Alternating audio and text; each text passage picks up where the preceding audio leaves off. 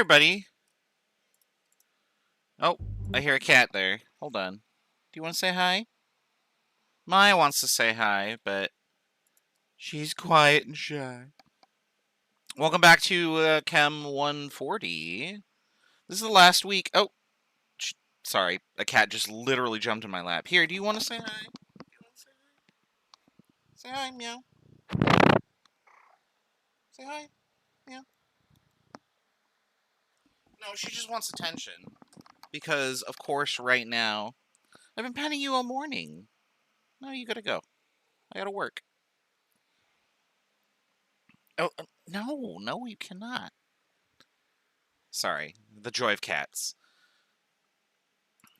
Let's see, this is the last week, which means that today and tomorrow are the last two lectures. Wednesday is the last, sort of Q&A before the final, not before the final, but before exam 2. And then next week we have, like, one period that I set aside as a review. We'll talk more about that later. But for now, we are going to do the last unit, which is solution chemistry.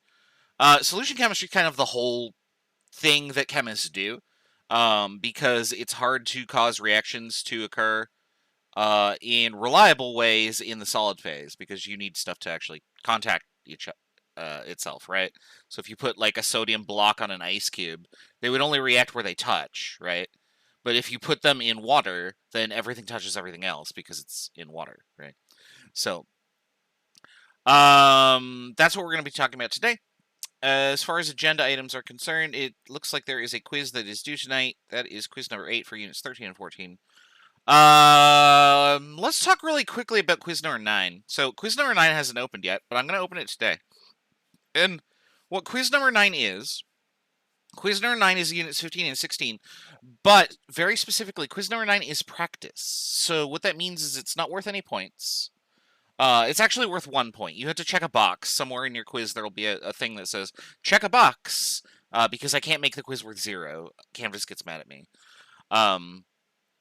And so you check the box, you get 1 point, and then all the other questions are for practice. And then I leave quiz number 9 open.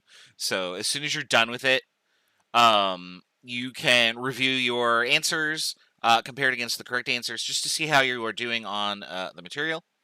You can still only take the quiz twice, but I realized that, like, because we finish Unit 16 and there's almost no time before the final exam, or exam number 2, actually, I want you to actually have seen those quiz questions before I throw similar ones to you on the exam.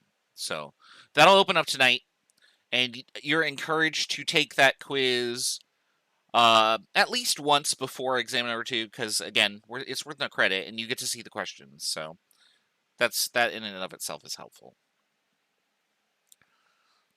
No lab due this week because you already turned in lab number 4. I graded those and put them online, so those should be available on Canvas for you.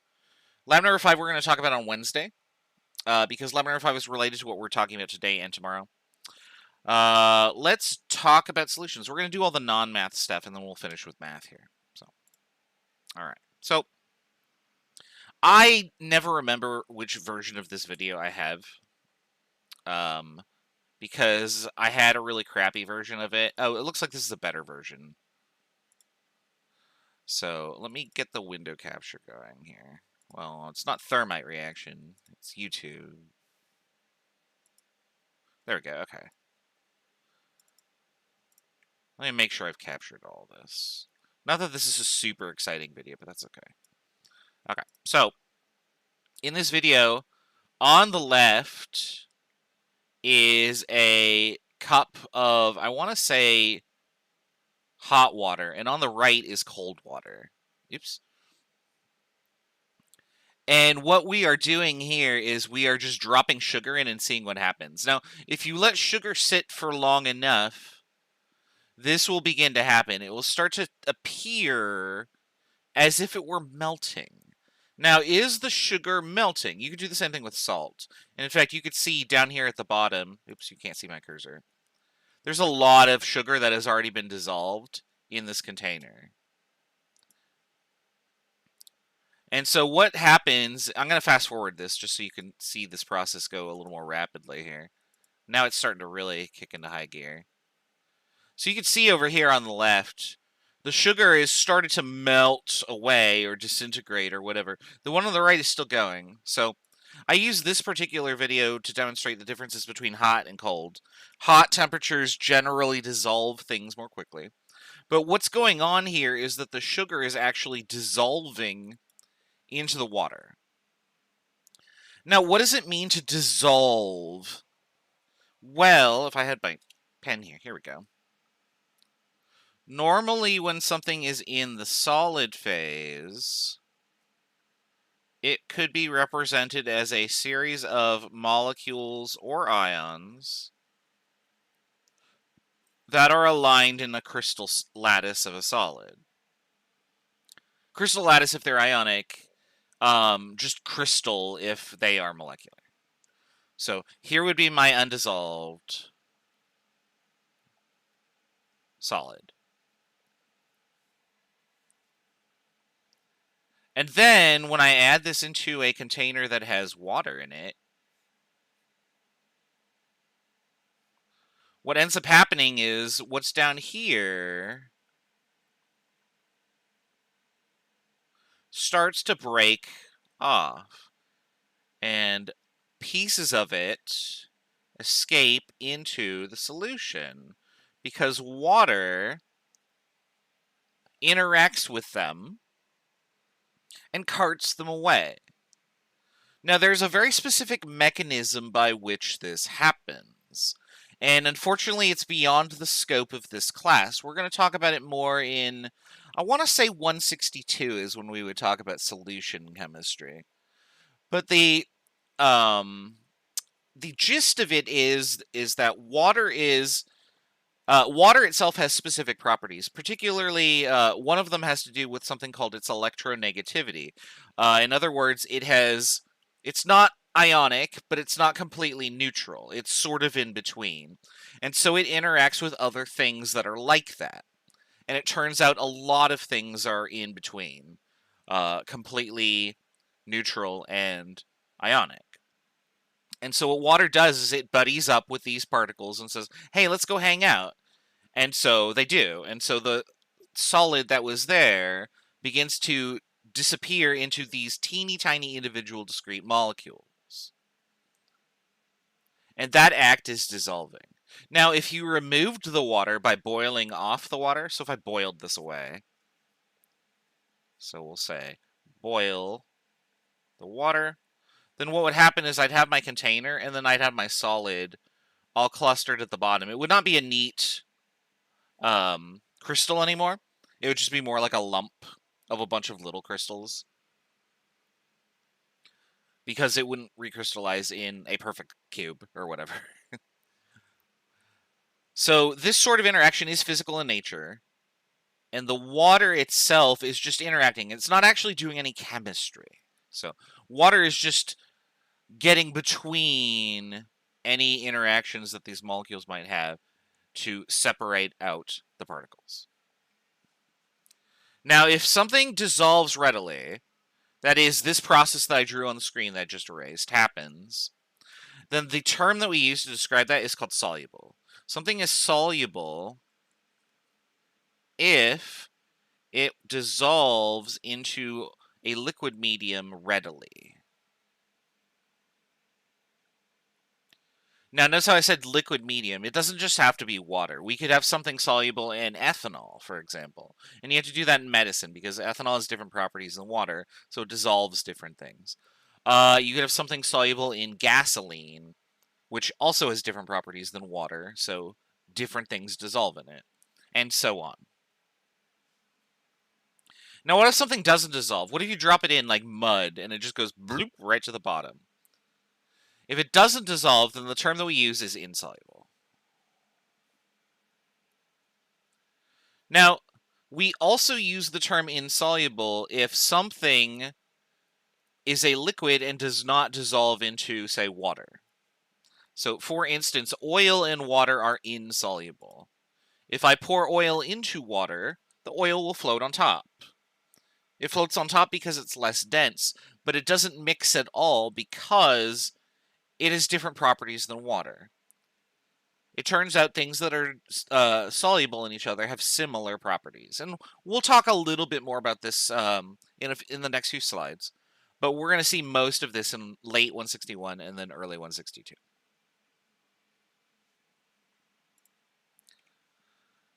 All right. What happens when you mix things together? Yeah, when you drop like a rock into mud, for example, nothing happens, right? The rock doesn't dissolve away, at least appreciably fast. Now, to some degree, everything is soluble. It just might be a very, very, very, very small amount. So things will eventually dissolve over time. This is how stuff like erosion happens. So like the Grand Canyon, like the Grand Canyon formed from the Colorado River, and slowly over time, the riverbeds dissolved and the water went lower and lower and lower and lower because it was dissolving the bottom of the rock that was under the river and carrying that off with it. And so the base of the river was going slowly down over time. And so if something takes forever to dissolve, we call it insoluble. So we're thinking on like a very short-term thing. So like if I pour something in there and come back to it in 5 minutes, if it hasn't dissolved completely, we'll call it insoluble. All right. Now this is all about solutions, this chapter. So our goal is to define what a solution is. Well, you got to put something into something else, and that process gets you a solution. And a cat, apparently. Maya, I need to teach. Here, fine. Okay, here, do you want to say hi? Say hi. Say hi. They love you. Yeah, there you go. Okay, you did it. Now, get out. GTFO.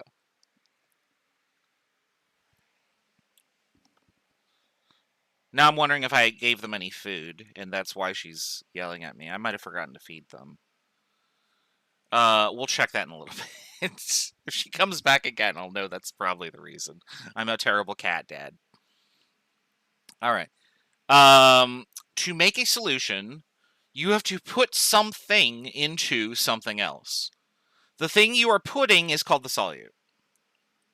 The solute is the thing that dissolves, so you have to put it into the medium. The medium is the solvent.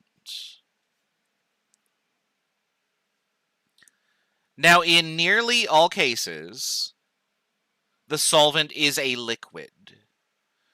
This is not universally true, but for our considerations that we're going to look at in this class, the solvent is going to be the liquid. And in almost all of those cases, the solvent will be water.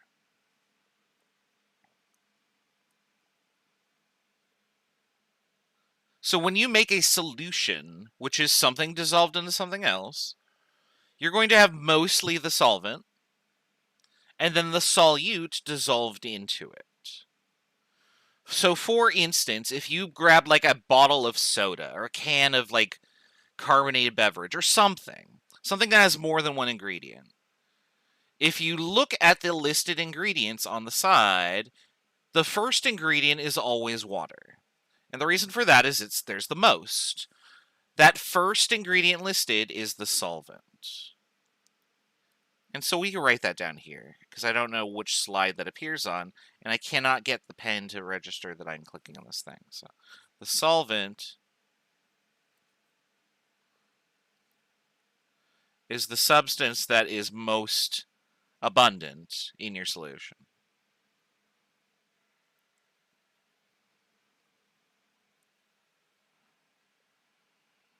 Okay, cool. All right. Now, here are all the different types of solutions that are possible, but as far as we are concerned, the only one that we are going to really observe is the liquid solvent state. So that's these right here. These are the ones that we're going to look at. I don't know why this did that. There we go. We'll just do that. So when you mix your solute and solvent together, you're going to get a homogeneous mixture. That's important. If it clumps together at the bottom, then you're going to have a heterogeneous mixture, right? Heterogeneous mixtures are not solutions. They are mixtures. Solutions require that all parts of the solution be roughly the same amount of solute dissolved in them. So this is why you have to stir, say, the Kool-Aid mix before you drink it, because otherwise all the powder stays at the bottom, right? So Kool-Aid would be a solution. The powder that you put in would be a solute. I don't even know if people drink Kool-Aid anymore. I assume they do. It's good. I loved it when I was a kid. If you drink carbonated beverages like seltzer water, the CO2 that's dissolved into the water is the solute. And so you might think, well, wait a second, those are very different. One of those is a solid, one of those is a gas. But it doesn't really matter what the state of the solute is, because you can have whatever you want. It just dissolves into the water. So here are some examples there. So oxygen in the air will dissolve in water so that fish can breathe. So the water outside in our lakes and oceans and ponds is a solution with oxygen dissolved in it as the solute. There are other solutes present, and now there is another cat here. I must not have fed them, so I'm going to have to get to a practice problem and go feed them. I know, I'm sorry, I'll feed you. I was running behind today, and I just space cadet on everything. What about a liquid dissolved in another liquid? This would be something like alcohol in water, or, for instance, I'm trying to think of other examples here besides booze, because most of you are high school students, so you don't have much experience mixing vodka and water. But they dissolve completely. Gosh,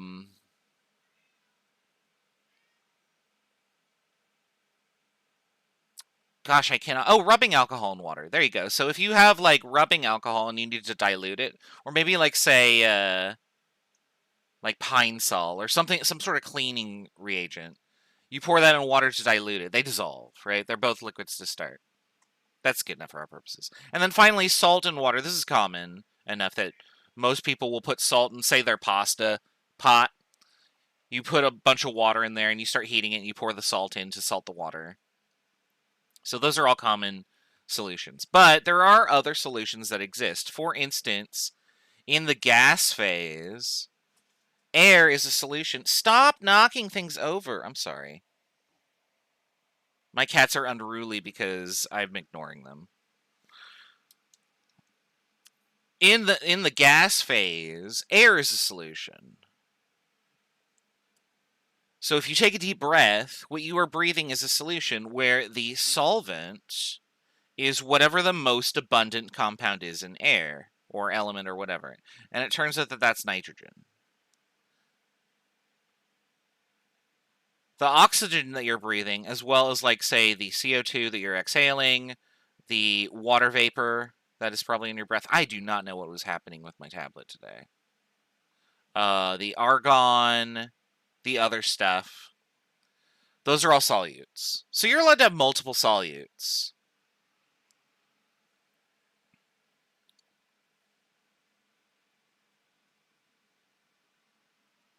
And then solids down there, we're not ever going to encounter those. So they exist. It's hard to dissolve things into solids, but you can if you do it at high enough concentrations and under pressure. But whatever, those exist. What we're going to do now is I'm going to paste this link into the chat here. So hold on, let me get this real fast. And so I'm going to post this. And so go ahead and open the solubility table if you'd like. And what you're going to notice is that there's a bunch of numbers for a bunch of different substances. There's tons of them. In fact, I could put this on the screen here.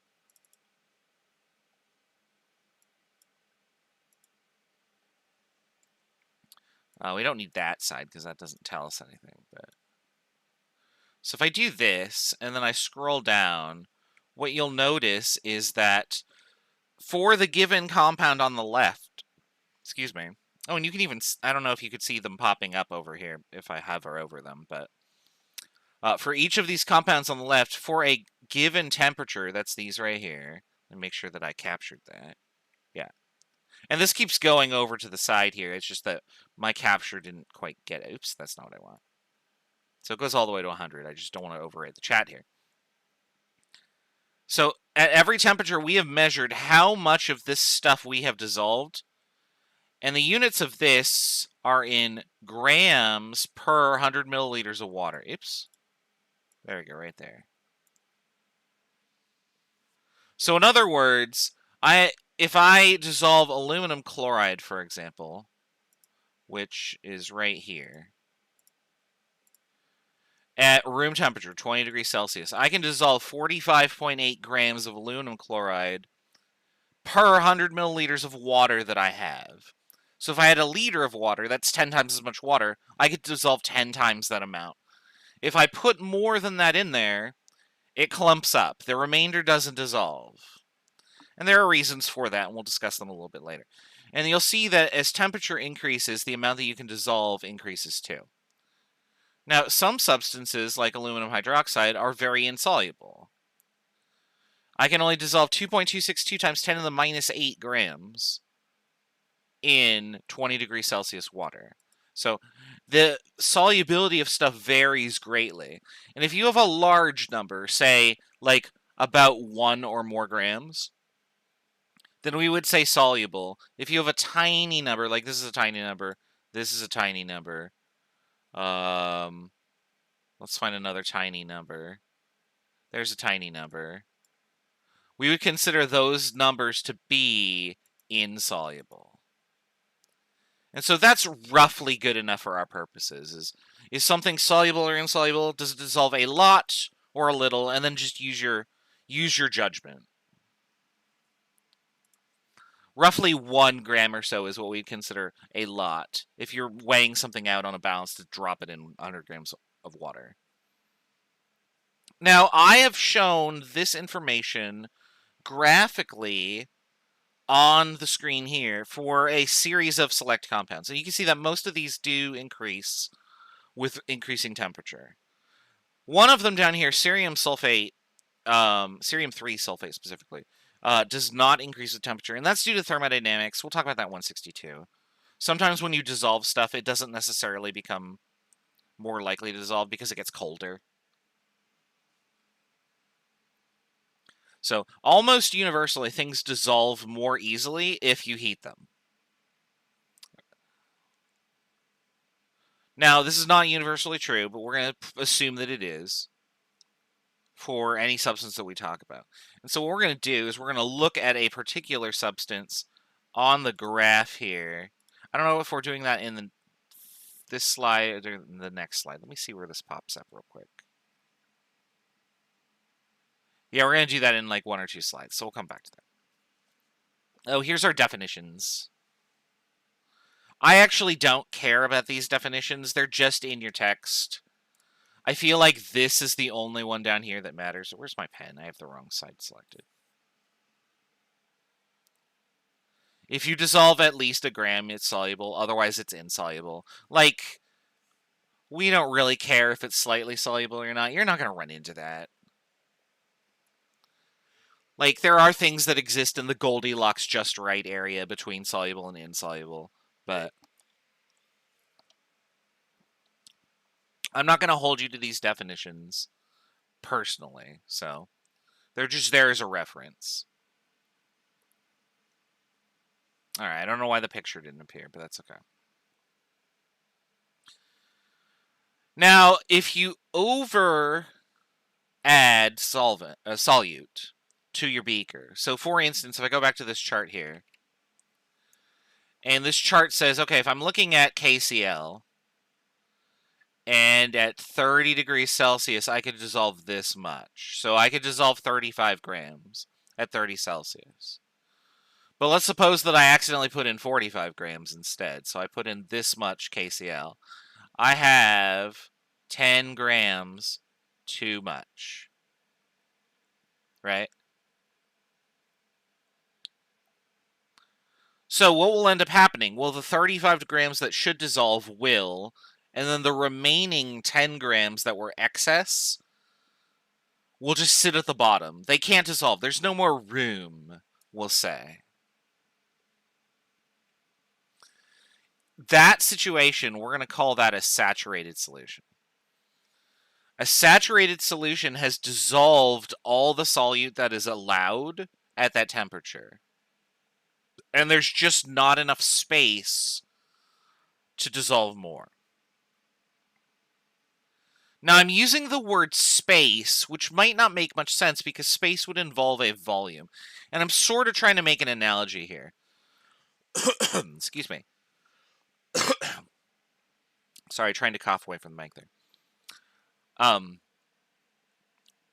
What is actually happening when you heat stuff up is that things are moving faster, and that the process of dissolving is stuff coming out of the crystal phase into the liquid phase.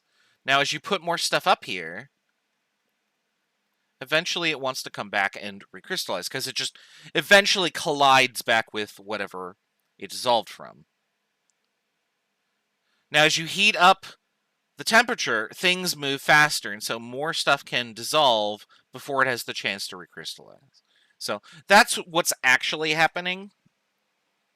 It doesn't have to do with volume, it has to do with how quickly molecules are moving. But we'll talk more about that when we talk about the kinetic molecular theory in 162 probably. Yeah, 162. Alright, so a saturated solution has too much solute. It sits at the bottom because it can't dissolve, there's just too much of it. If you don't put too much, then you have what's called an unsaturated solution. An unsaturated solution can hold more.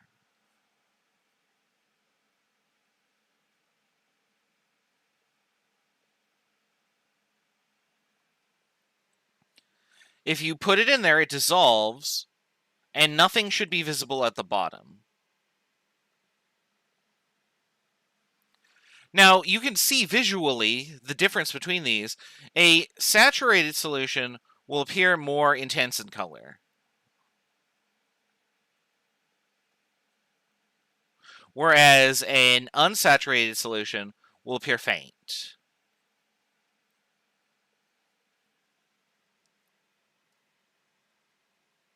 And, like, that makes sense, right? If you have, again, Kool-Aid, and you only put, like, a little tiny bit of the pouch in, it doesn't get very, very red or green or whatever color you're doing. But if you put the whole thing in there, it's more concentrated, and it's more intense. And if you put, like, 70 packets of Kool-Aid in there, I don't know if you've ever made, like, a double packet of Kool-Aid, the color gets darker, right? And if you keep doing that, eventually, at some point, the sugar that's in the Kool-Aid solution won't dissolve any further, and it'll just crystallize on the bottom of the solution. And then it's disgusting. Like, don't drink that.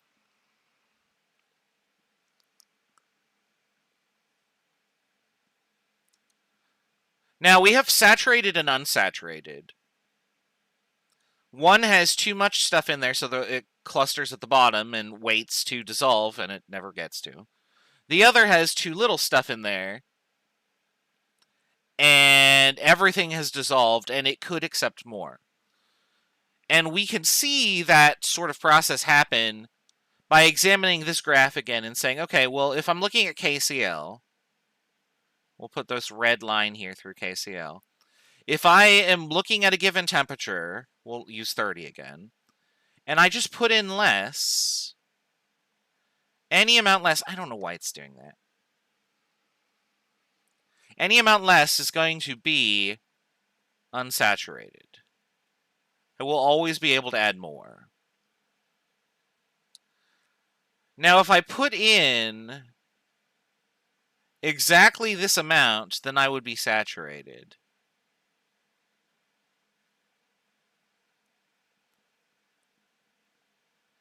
And if I put in too much of this stuff, and we're going to do this in a different color here. We'll try orange. We'll see if this works. So if I put in more than this...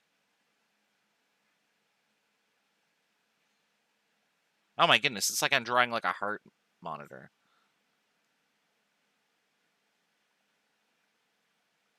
So this is saturated because I have too much.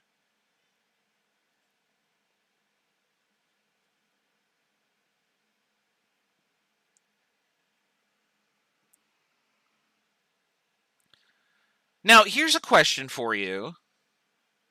What would happen if I did this process? We're going to do this in blue. So instead of having my solution at 30 degrees, oh, for fuck's sake. Instead of having my solution at 30 degrees, what if I did my solution at a temperature range? So for instance, I start at 50 instead. And according to this diagram, I could put up to, let's say 42 or so grams of KCl. So this would be saturated. Oh, god damn it. I'm so angry at this now.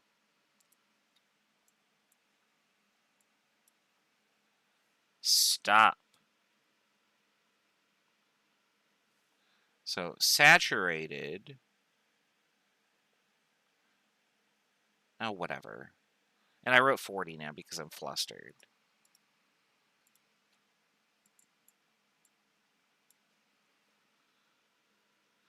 This is saturated at 50 Celsius. And at 50 Celsius, it looks like I could put in about 42 grams. Okay. So let's suppose that I do that. I made a saturated solution. I dissolved 42 grams. It completely dissolved at 50 degrees Celsius. But then I allow the solution to cool. And so what ends up happening is that my solution ends up at this amount for however cool it gets. Now, if I allow it to dissolve down to, or not dissolve, I'm sorry, if I allow it to cool down to 30 degrees Celsius, you might think, well, it's saturated and there's too much. And everything is just going to crystallize out, right? And so as it cools down, I should slowly start to see a solid appear on the bottom of the container. And your intuition would be correct here if it weren't for the fact that to crystallize as a solid, you need a place for solid to crystallize. You need to have some of it already there. So for instance, if I have a beaker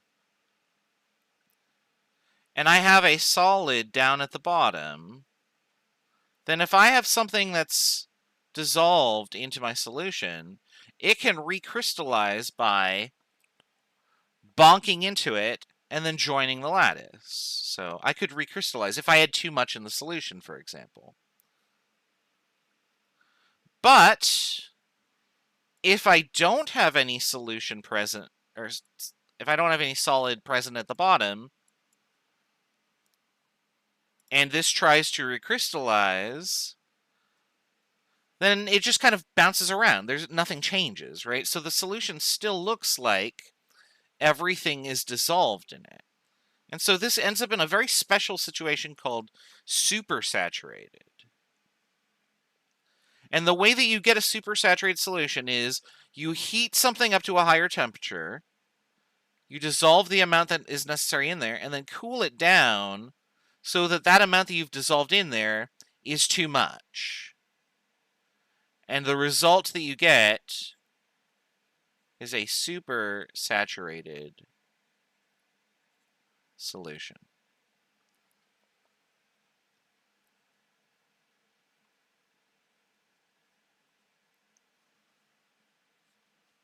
Now, a supersaturated solution is unstable.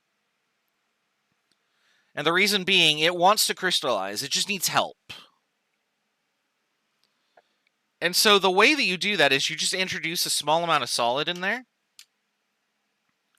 and it will do that. So what I'm going to do is I'm going to show you a recrystallization here of sodium acetate.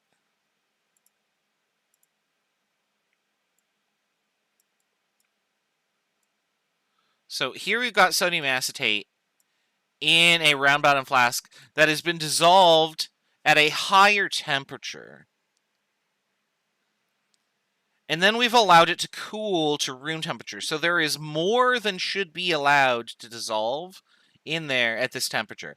And it's trying to recrystallize, but it has nowhere to do so. because no solid chunk exists for it to start crystallizing. So what we're going to do, and you can kind of see this guy in the background, in the center here in the reflection of the round bottom flask is the instructor, and he is going to reach into his little container of crystal and then put it in the top here to allow a place for crystallization to occur. And let's watch what happens.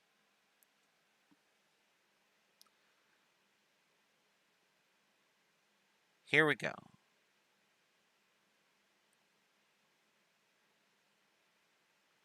Now the effect is immediate.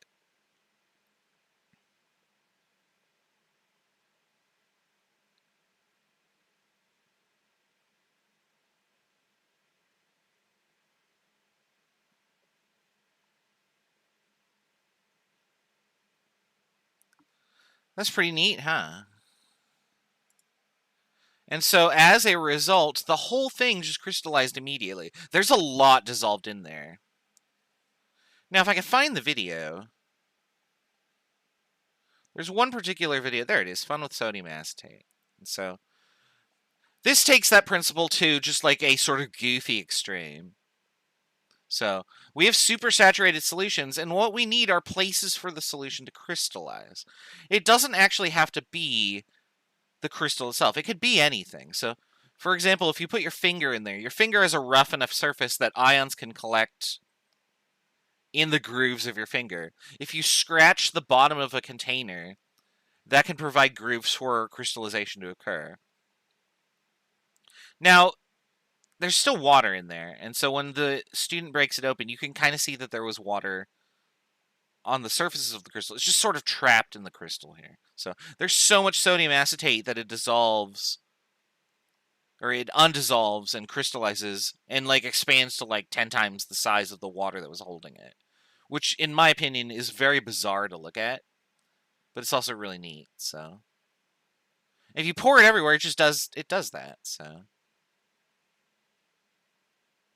So it's fun to play with supersaturated solutions. Oops, don't do this. If you do, you're kind of stuck. This is your life now. You'll see here that it started to crystallize on its own in one spot, and that induced it. Sometimes it won't.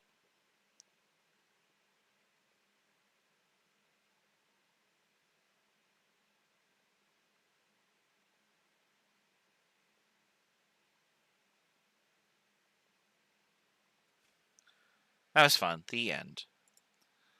All right. I've shown that to my students 360,000 times since I found it in March of 2008. Thanks, YouTube. Thanks for keeping videos forever.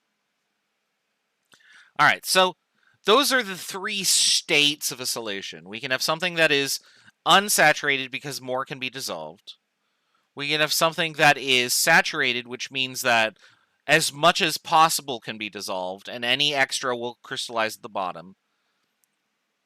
And then the special circumstance, which is supersaturated, which is if I dissolve everything and then cool the solution such that things should crystallize, but they can't due to unavailable nucleation sites is the proper term for it.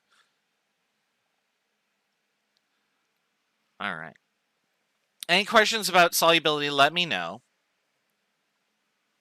The next thing we're going to talk about is just what are the types of solutions that are out there. So the first solution that we're going to talk about is the primary one we're going to use, and that's the aqueous solution.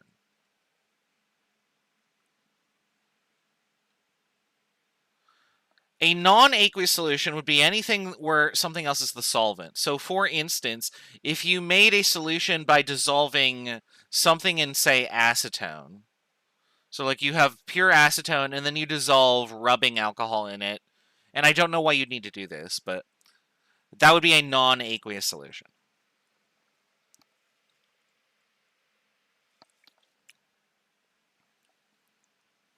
All right, I have two problems on the screen here. This second one I don't care about, but there is someone here that desperately needs food. So what I want you to do, I'm going to cover up the second problem because I just don't care about it. Actually, now I'm reading it. I've already edited it, so yeah. Okay, actually, this is fine. So yeah, answer both of these questions. So on the top question, I want you to tell me which one's the solute, which one's the solvent. And then on the bottom question, tell me if you would categorize this as soluble or insoluble. And then reading the description of the problem, what would happen if you cooled the solution to 50 degrees Celsius? Describe what would happen the best you can in the chat. Okay, go ahead and do that. I'm going to go feed these cats so that they don't yell at me anymore. Meow. And we'll be back in like 2 or 3 minutes. So see you in a bit.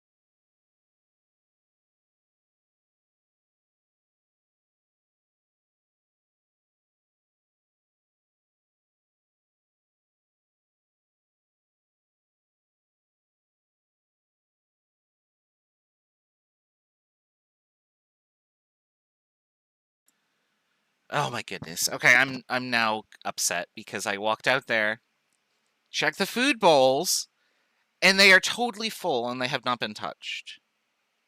And then I sat down and Maya immediately came up and started harassing me. What do you want? 1 or 2 more minutes and we'll go over the answers.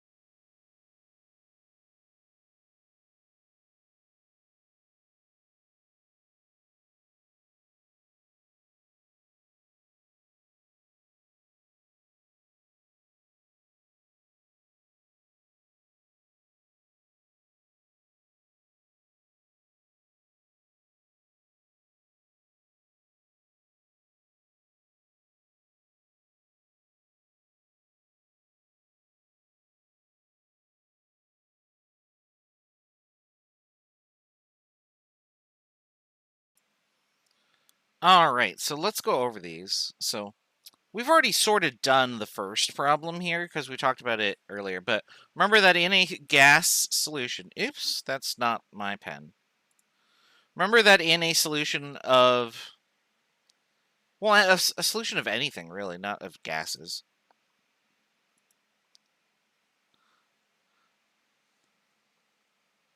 So remember that the thing that there is the most of is the solvent. So the solvent is the thing that there is the most of. And that the solute is everything else. So that means that the solvent is nitrogen.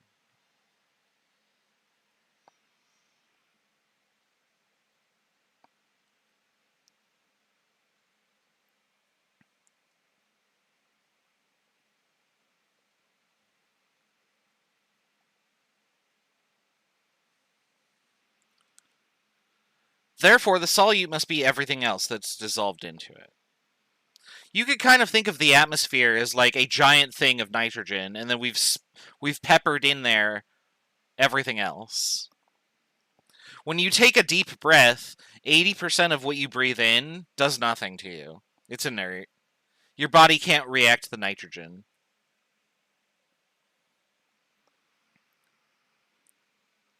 The oxygen, on the other hand, is important. Excuse me. All right, for number 2 here, if I dissolve 270 grams of something, that's very soluble. There's a lot of stuff there. Now, if it's boiling water, what temperature is boiling water? Well, that's 100 degrees Celsius, right? So if I cool it to 50 degrees Celsius, what would happen here? So I would either get a supersaturated solution, or solid would recrystallize.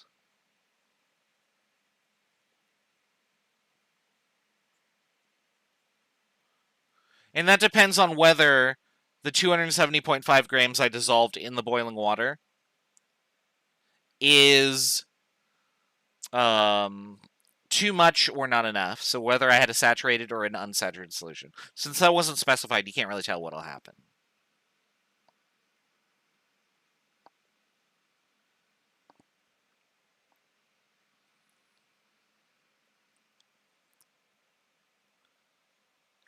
All right. We're about due for our break here. So rather than starting the next topic, I am going to put the break timer card up on the screen here.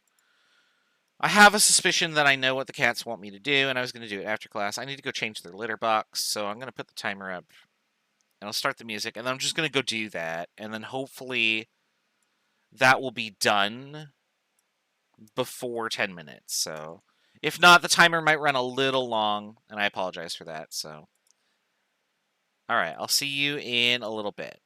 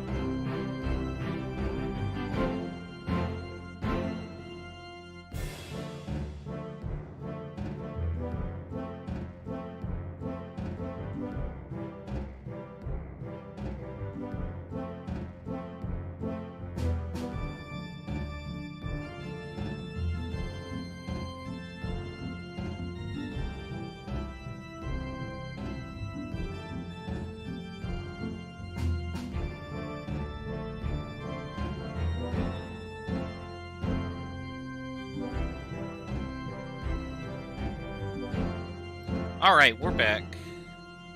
I apparently made it back just in time. Because I sat down and there were like 10 seconds left, so... oops. Yeah, that's fine. Okay. Normally I fade out the music, but instead I hit the wrong button. Alright. There. The cats now have fresh litter. Which hopefully that's what they were bugging me about. Otherwise, they just want to be a pest today. They're like, hey, we were harassing you all morning. Now we're going to harass you all afternoon. So, there was a question in the chat. How do you determine what happens to a solution after it is boiled and then cooled? So it does depend on the information that's presented to you in the problem. So what's important is that you understand these two states right here. So saturated versus unsaturated. So like what that looks like and what that physically represents in terms of where the stuff is in the solution. So either it's completely dissolved or there's stuff sitting at the bottom. And then what we do is we apply those ideas to these charts. Generally speaking, if you cool something down, less of it will be able to be dissolved. And so the potential exists to make a supersaturated solution in that case. Now, in order to determine whether it becomes supersaturated or whether it just crystallizes out, so like the answer to this question, that's going to depend on how much was dissolved at the higher temperature. And so I would have to tell you that information.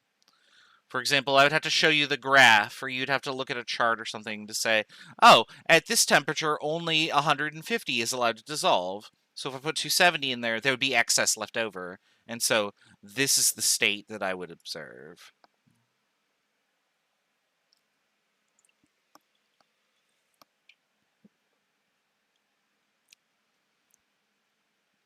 All right, let's talk about solubility and which things dissolve in water. Because it turns out there are very few rules that are great to follow in figuring out whether things dissolve. It's really just a matter of, oh, we've tried to dissolve everything.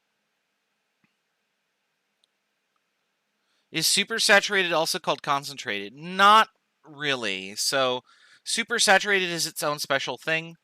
A concentrated solution is just something where it has a very high amount of solute. We're going to talk about concentration down here when we talk about molarity. So that'll be later today.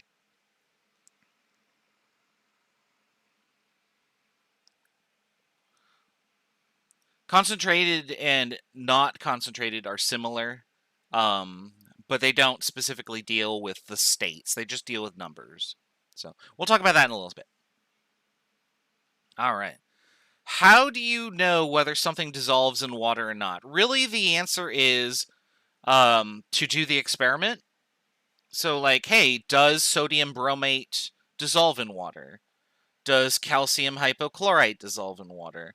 Does iron 3-phosphate dissolve in water? Who knows, really, right? Like, you wouldn't know unless you tried it. The only reason that you know that oil and water do not dissolve in each other is because you've already done that, right? You've bought Italian salad dressing, and the oil phase sits on the top and the water phase sits on the bottom, and they don't mix, right? So you have to really do the experiment. There are some patterns that we can use to predict things, and those have been analyzed by various other scientists and tabulated on this slide right here. These are the ones that are going to be relevant for this class. It is not worth memorizing this table. You will always have it. You can bring it with you on the exam. And what the table is telling us is which mixtures are soluble. Oh my God, cat, no. Stop. Oh my goodness. I'm not dealing with Maya today. I've given you everything you want. What do you want from me? I'm going to have a breakdown on the stream here. the last two lectures, I'm just going to scream at the cat. All right. What is this slide telling us? It is telling us that if you mix stuff containing this, the result will be a soluble solution. If you mix stuff containing this, the result will be an insoluble solution. However, there are always exceptions, and that's what this column right here is about. So how do I read this table? What I'm going to do is I'm going to give you a compound, such as, say, NaCl. We already know that NaCl dissolves in water because we've done that experiment ourselves, right? So I need to find the ions that NaCl is formed from. And so you should know how to do that because we did chapter 9. Those are the ions that sodium chloride is composed of. And now I have to find them in the table. So if I'm looking around the table, and I'm looking for sodium plus, there it is right there, group 1A cations. Group 1A cations is sodium, lithium, potassium, rubidium, cesium, etc. All of those. I also see chloride in here. Most of the time, you're only going to see one of the ions in the table. Sometimes you see both, though. So we're going to follow both paths and see if we get to the same result. Okay. So a group 1A cation is soluble, no exceptions. So anything paired with sodium will always be soluble. So we would conclude that sodium chloride is soluble. Now for chloride over here, we could do the same thing. Anything paired with chloride is soluble except for these. So if I'm paired with chloride, as long as the thing that is paired with chloride is not silver 1, mercury 1, or lead 2, the chloride will be soluble. Well, sodium is not one of those, so it is not an exception. So sodium and chlorine, or sodium and chloride are soluble. All right, let's do another one here. So we'll get rid of this. So let's do calcium carbonate. So this is chalk. I really hope I'm not picking the ones that show up on the next few slides. I'm sort of just doing them off the top of my head. So what are the ions that calcium carbonate splits into? Well, you got the calcium ion, which is that. And you've got the carbonate ion, which is that one. So let's find those. There we go. So there's carbonate. Carbonates are insoluble unless you are paired with one of these things. Well, calcium is not one of those things, so we would conclude that calcium carbonate is insoluble.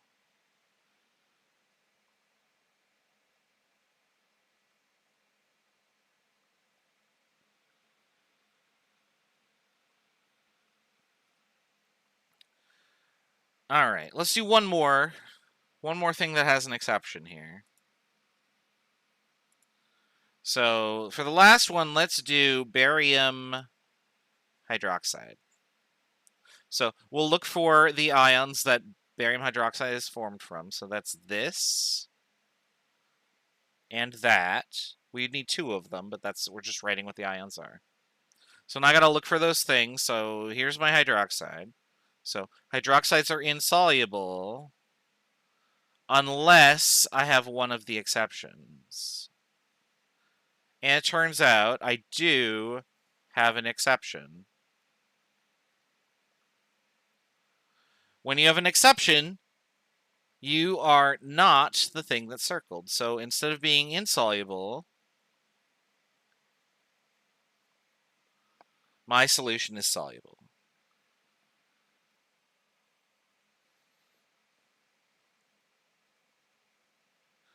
All right, so that's how you use that chart. So what I want you to do is I want you to refer back to that chart when we need to. We're going to do a bunch of examples over here, and you're going to have to go back to that chart. So have that chart handy, sort of bookmark it or have it printed out. We're going to come back to that very shortly. Okay. This is part 1 of how we determine something is soluble. There's a second part, and the parts are independent. You don't need to do one and then the other. They're just, you have to consider them for different substances. The second part is for things that are molecular. So if we're not looking at an ionic compound, it doesn't split into ions. How do you know if it dissolves or not? The answer is that we follow a rule called like dissolves like. And the reason for this has to do with a phenomenon we're going to study in 161 called polarity. Things that are charged dissolve in water because water is polar. And so I've shown that here. Here are my ionic compounds. Here's my sodium and my chloride. Water is slightly charged. It's not actually completely neutral. There's a little bit of charge in it. And this is due to the fact that water is polar. What does it mean to be polar? What this means is that if something is polar, like say here's my molecule, something that would be ionic would be like this. It would have a positive charge on one side and a negative charge on the other. Something that is polar has part of a charge, and we use this symbol to do that.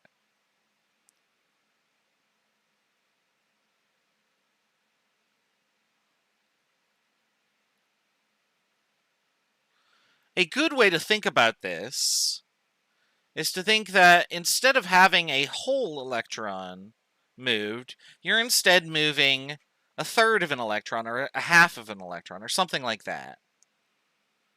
Now, electrons are discrete quantities, but in reality what's happening is that the electron is spending more time on the side with oxygen than the side with hydrogen. And as a result, over time, the amount of charge that's felt on the right side versus the left is greater. There's more charge felt on the right. That's the short version of polarity. We're going to talk more about polarity in 161. For now, all you need to know about polarity is that water is polar. And so anything else that is polar will also dissolve in water. Anything that's nonpolar will dissolve with other nonpolar things. So like oil and grease. If I put cooking oil and gasoline together, they're both nonpolar. They should make a solution, and they will. But if I put gasoline and water together, they don't mix because gasoline is nonpolar and water is polar. So this is just a special property of substances that allows us to sort of analogize them, I guess, if that's a word, with ionic compounds. All right, so let's do some examples with polar versus nonpolar, because this is simpler. I just tell you whether it's polar or not. So acetone, which is polar, and water, which is polar, are poured together. Will they dissolve into each other, and will I make a solution? Well, because they are both polar, the answer is yes, they will make a solution. Remember, like dissolves like. We'll write that at the top here. Like dissolves like.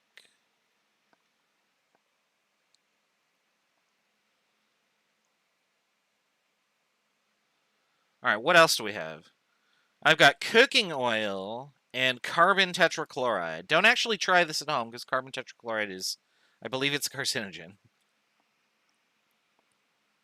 Will cooking oil dissolve into carbon tetrachloride?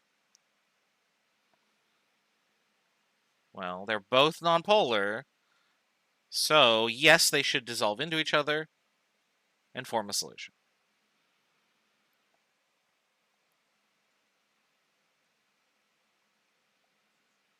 Now, what if I did this? What if I said acetone, which is polar, and carbon tetrachloride, which is nonpolar?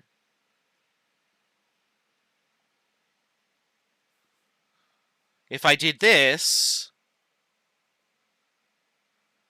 well, they're different polarity, so the answer is no. They will not dissolve in each other. No solution will form, and you get 2 separate layers.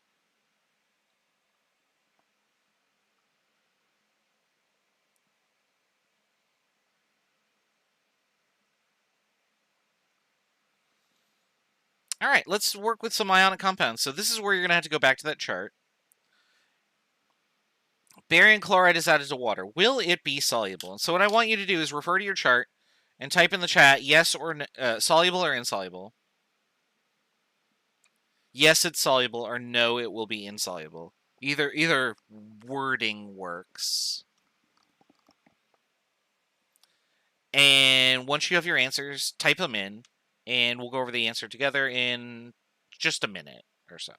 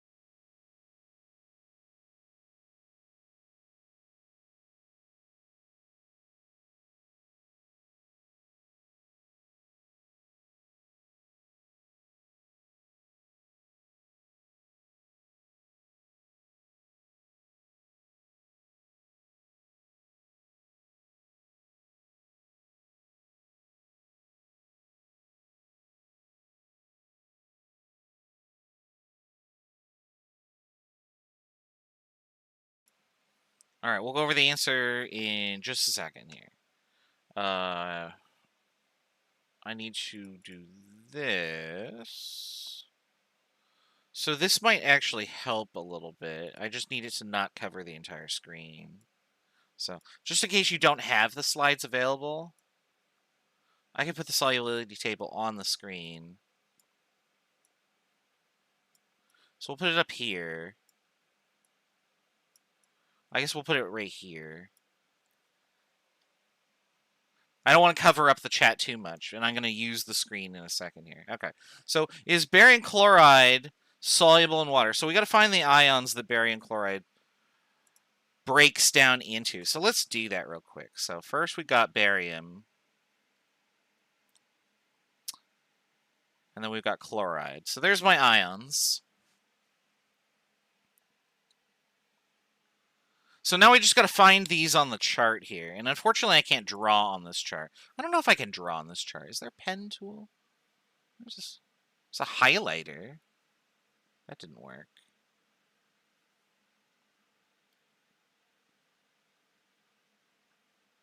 I don't want to add my signature. I just want to draw all over it. Oops, that's not what I want.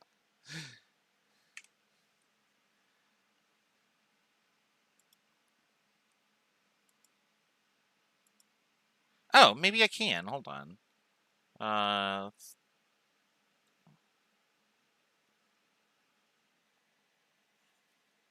Oh, this isn't working. I thought it was going to let me draw something. Add it. Oh. Add it. Oh, I was drawing a dot. Okay, yeah, whatever. I'm going to have to play with that. Anyway, I can just highlight stuff. Okay, so here's chloride right here. That's showing up. Okay, cool. So chlorides are soluble. Am I paired with an exception? I'm not. So barium chloride should be soluble. All right. So I need to clear the text here and do that. So yes, BaCl2 is soluble. Chlorides are soluble, and barium is not an exception. All right, we're going to put this up here. And then we'll ask the next one. We already did calcium carbonate. How about this? So I got ammonium phosphate. Is ammonium phosphate soluble in water? So I got the chart up there for you to look at. Type your answer in the chat, what you think it is. I'll give you a minute to do it.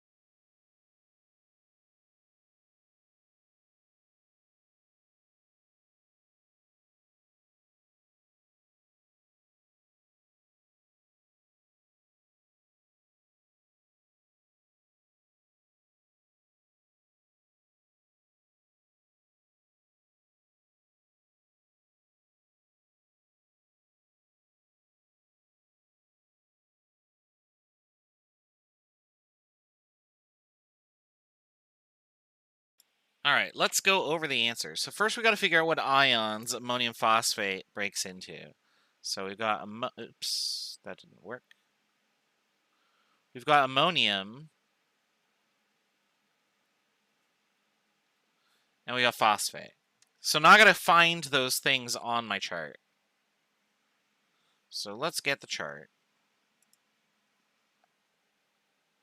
And so I need to find ammonium. So here's ammonium, but here's phosphate down here. So ammonium is soluble always. So this is soluble according to that. But let's follow the phosphate chart because phosphate says insoluble, right?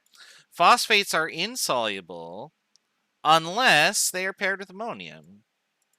So I have an exception there, which means that ammonium phosphate should be soluble. So the answer is yes.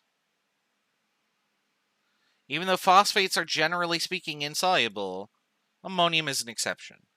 Anything paired with ammonium is soluble.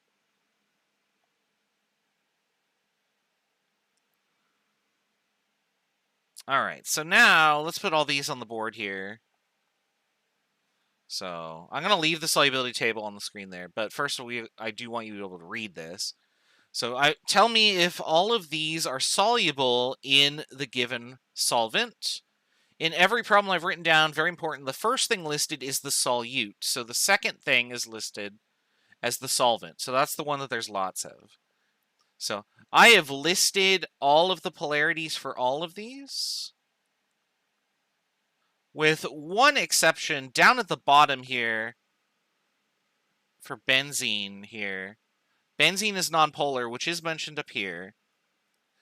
And that's sort of my challenge problem. So all of these should be very straightforward, but the last question in particular is a little tricky. So what I want you to do is answer these. Tell me if it's soluble or insoluble using the solubility chart on the top, or polar versus nonpolar logic. We'll go over the answers together in about 5 or 6 minutes. Okay, see you in a bit.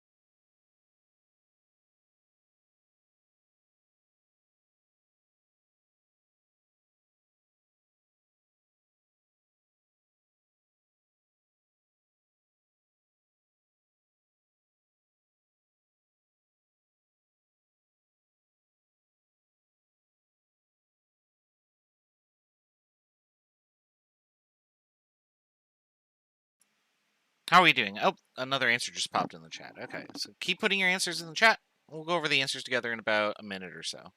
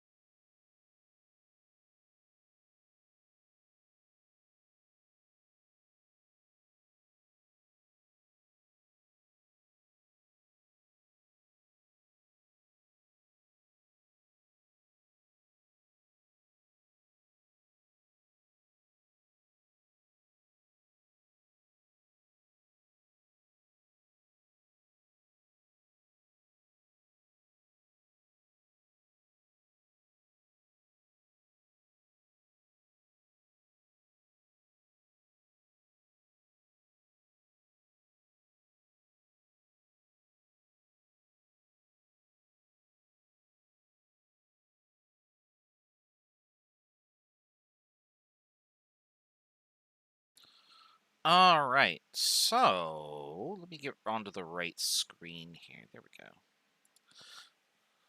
So starting with the top one here, I've got benzene and hexane, and they're both nonpolar, so these will form a solution. So these will be soluble.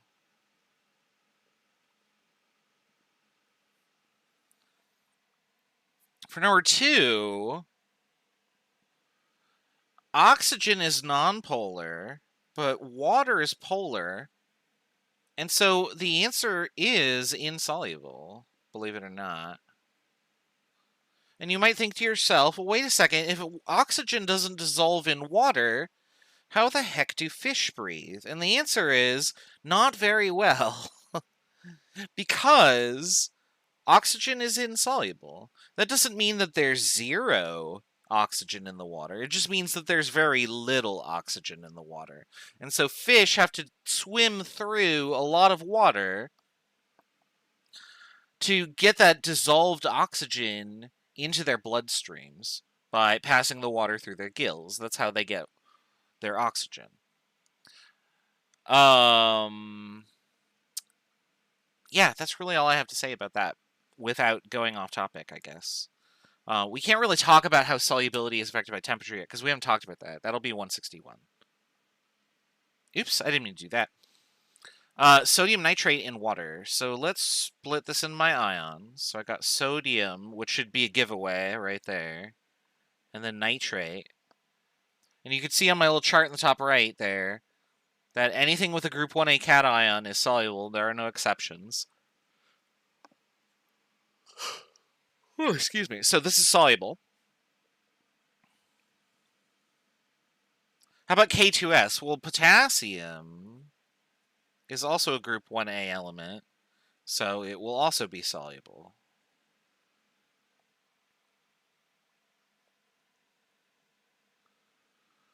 How about lead 2 chloride? Well, if I break this apart into my ions, these are the ions that I get. And if I look at the chart up there, chloride is soluble, but lead is an exception. So this becomes insoluble. I guess I'm writing the word insoluble and then my pen just stops because I'm like, oh, that's fine. Barium hydroxide we did accidentally earlier because I'm terrible at making up examples that I don't already use. So hydroxide is insoluble, according to our chart up there, but barium is an exception, so this is soluble.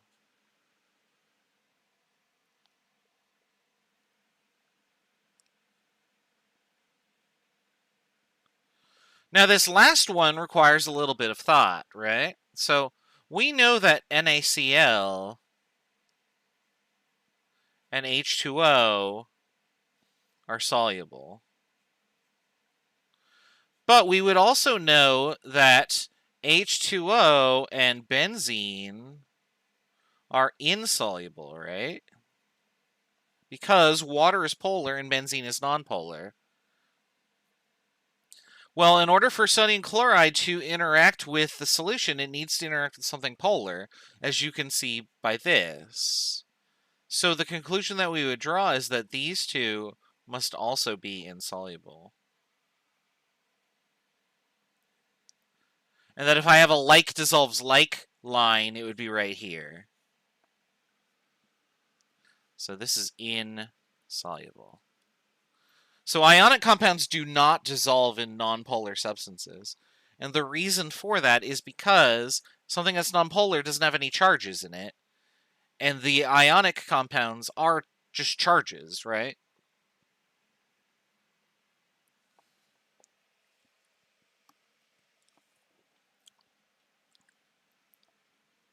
So that's the reason for that last question.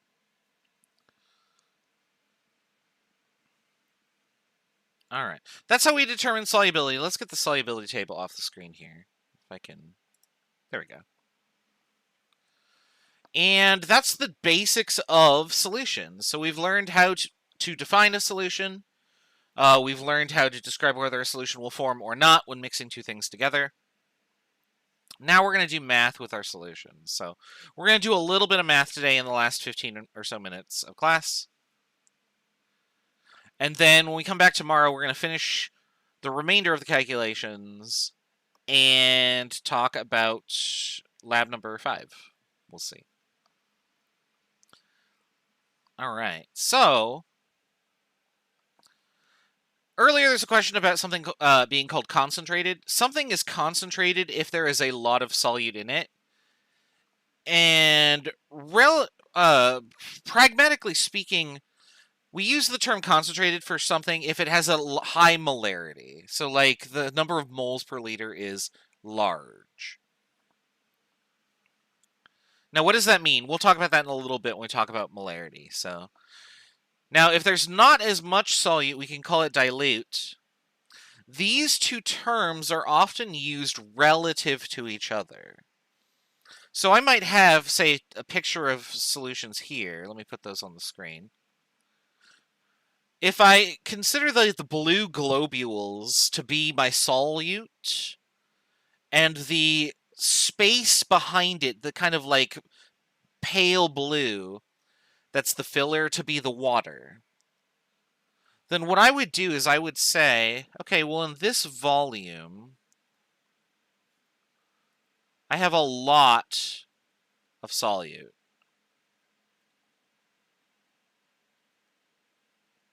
So I'll call it concentrated. But in this volume,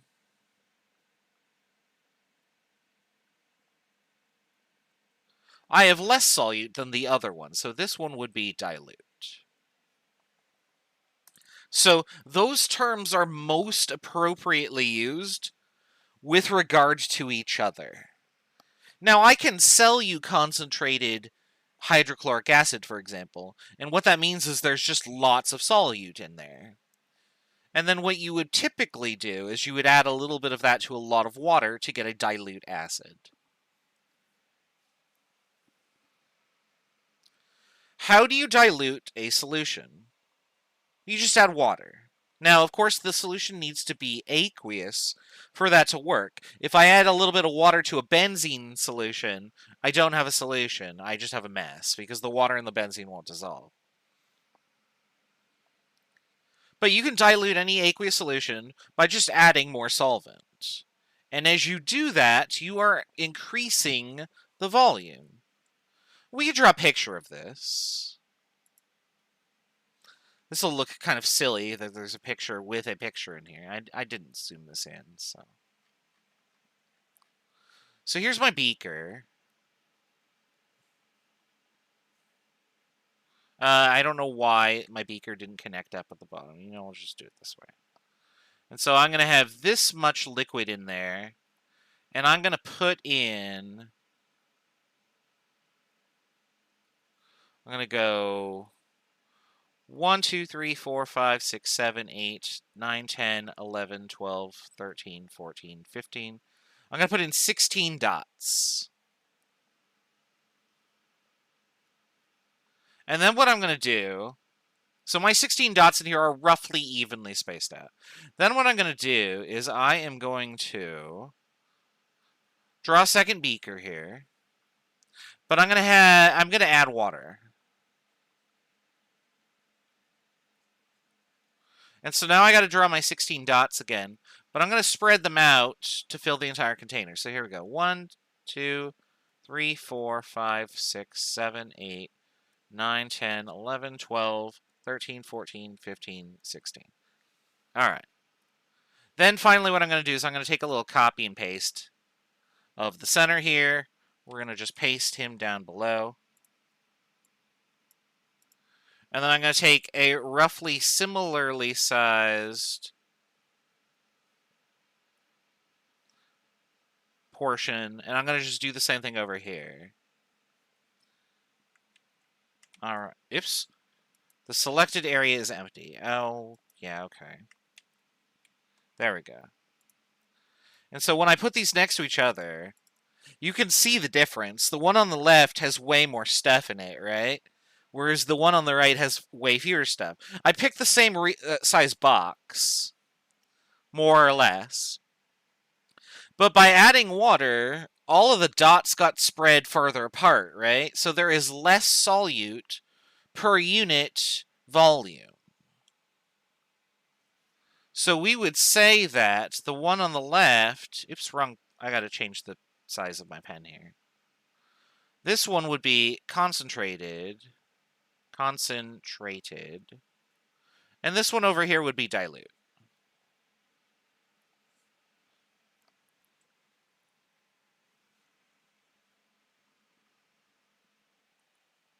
Now, you can go in the opposite direction here. You could go back to this one if you could remove the H2O. And typically the way that you do this is to boil the water. However, many solutes that dissolve well in water are also volatile. So for example, HCl, many acids, HCl included, sulfuric acid, etc. Many acids are volatile in the sense that if you heat them, they will evaporate as well. And so you would lose the acid as well, and the concentration wouldn't necessarily change because you'd be boiling off the acid in addition to the water. So keep that in mind. Don't boil acids. In fact, don't be around water solutions that are hot with acids. I've had students before heating up water with like sulfuric acid, and then like they lean their head over it and take a deep breath, and then it's time to call the paramedics because your lungs are now on fire, essentially.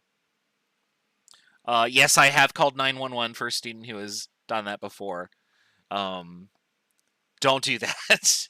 It's not good. She was fine, but she felt absolutely miserable for like probably a day, I would say.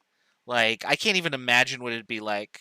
Actually, I can imagine what it'd be like, because I did this. So, I have breathed concentrated HCl on accident. I took a slight whiff, immediately realized what had happened, and I thought I was going to die. Like, I immediately went to fresh air, started breathing in and out real quick, and it was probably a good 15 minutes of just my lungs were like, oh, holy crap, what did you do to us? Yeah, so don't breathe concentrated acids, and by that extension, don't boil them to try and concentrate them. Okay, so we'll go back over here. And we'll, oops, I gotta click on this screen. Why didn't that work? There we go. Now, I showed you how to do this with a picture, so you can see visually that on this screen, the solution on the left is more concentrated than the one on the right. How do I turn this into a number? Because we need to have some sort of numerical value to assign to this so that we can do analytical work. For example, I can't just say that something is relatively more concentrated in a situation where I'm like trying to prepare medicine or something like that. So we need numbers so that we can figure out how much stuff is in the solution and then react with all of it. And the units that we have selected as a chemical society are the units of molarity.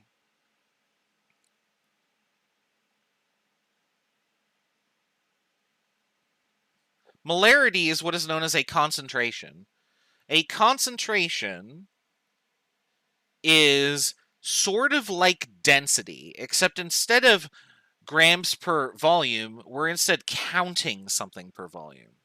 And the thing that we're counting are moles. So think of molarity as a number density. Molarity is the number of moles of the solute divided by the volume of the solution. Now be very careful because this is solution and not solvent. In fact, if I give you 100 milliliters of solvent, so if here's my 100 milliliters, and then I put the solute in here, so here's my solute, then the volume will increase very slightly. And the result is that this will not be 100 milliliters anymore. So we need to make a distinction there. And it's easier to measure the solution than it is to measure the solvent, because oftentimes you're just mixing two things together, and you might not think to measure the solvent, or you don't transfer it all because some of it sticks to the container. But measuring the volume of the solution is very easy because once it's in the container, it's there, and you're done with it. So this is just what we've selected. So be mindful about what you are entering into your expression. All right. So let's do a very basic example here. I'm going to put 2 moles of calcium chloride into enough water such that I have 1.75 liters of solution when all is said and done. What is the molarity? So let's go calculate that. We don't need this anymore. We'll just scroll it off the screen. All right, so what is the formula for molarity?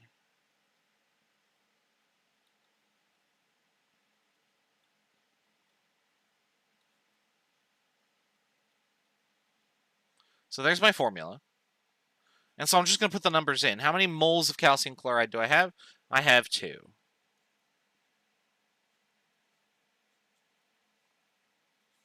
How many liters of solution do I have? I have 1.75.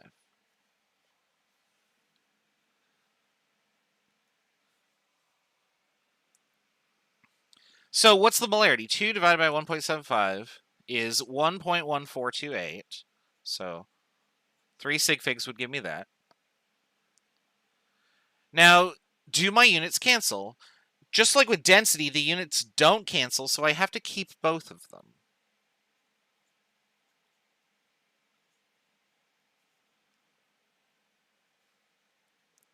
Now, writing this out can be tedious, so there is a scientific shorthand where I do this. I take this part, and I write it like this.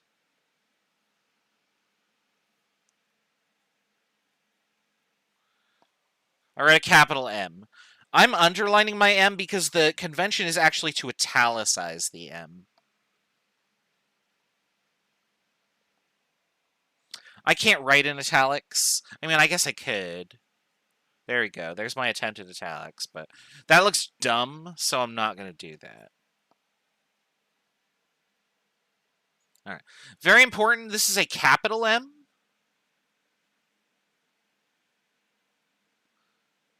And the reason that that's very important is because this means something different, right? That's meters, not moles per liter. So be very careful that you don't put a lowercase m when you intend to mean concentration, because then it's interpreted as a distance, and that is not at all what you're working with, right? That's not even the correct dimension. So be mindful of that. The calcium chloride over here at the end just lets us know what this solution is. If I gave you a bottle and it just said 2 moles per liter on it, doesn't help you, right? That could be 2 moles per liter of glucose, which would be fine. That'd be like for lemonade, I guess.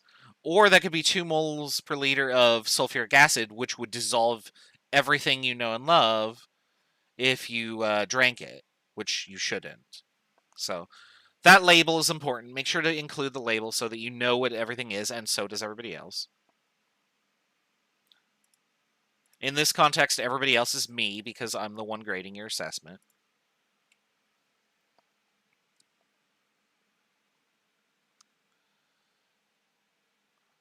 All right, so